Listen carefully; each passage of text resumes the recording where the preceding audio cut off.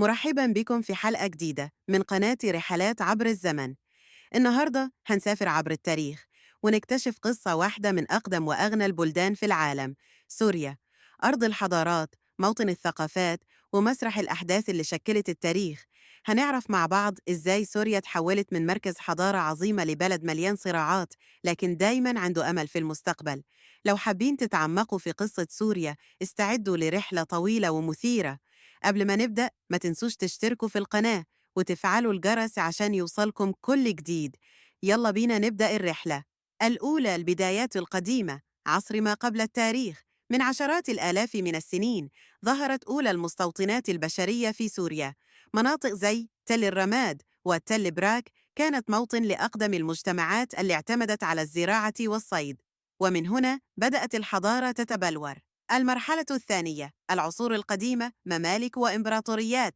سوريا كانت مركزاً مهماً لممالك عظيمة مثل مملكة إبلة التي كانت واحدة من أقوى الممالك في الشرق الأوسط في العصر البرونزي، أوغاريت اللي منها طلعت أول أبجدية في التاريخ. بعد كده سوريا كانت ساحة للصراعات بين الحضارات الكبرى زي الحيثيين، المصريين والآشوريين. الأسرة الثالثة، الفرس والإغريق والرومان. سوريا دخلت تحت سيطرة الإمبراطورية الفارسية، وبعدها الإسكندر الأكبر غزاها وخلى المنطقة جزءاً من العالم الهيليني. مع الرومان كانت دمشق مركز تجاري وثقافي مزدهر. الرابع، الإسلام والعصور الوسطى. سوريا كانت واحدة من أولى المناطق اللي دخلها الإسلام بعد معركة اليرموك في القرن السابع. دمشق أصبحت عاصمة الدولة الأموية وازدهرت كواحدة من أعظم المدن في التاريخ الإسلامي.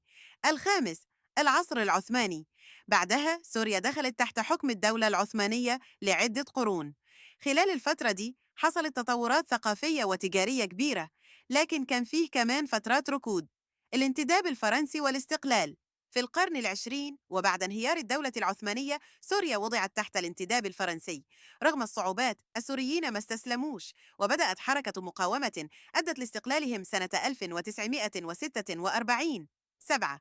القرن العشرين وأحداث معاصرة. بعد الاستقلال، سوريا شهدت تحولات سياسية كبيرة، منها الوحدة مع مصر سنة 1958، الجمهورية العربية المتحدة، والصراعات مع إسرائيل في حروب 1967 و73. في العقد الأخير، سوريا كانت مركز لصراعات كبيرة وثورات، وده أثر كتير على حياة الناس والبنية التحتية.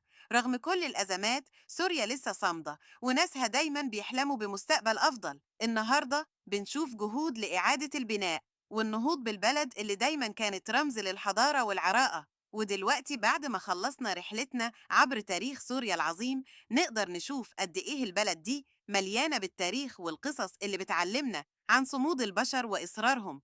سوريا هي مش بس مكان على الخريطة، دي حكاية شعب بيكتب تاريخه بنفسه. لو عجبكم الفيديو ده وحبيتوا الرحلة، ما تنسوش تدعمونا بلايك وتشتركوا في قناة رحلات عبر الزمن عشان تستمتعوا برحلات تاريخية أكتر. شوفكم الحلقة الجاية.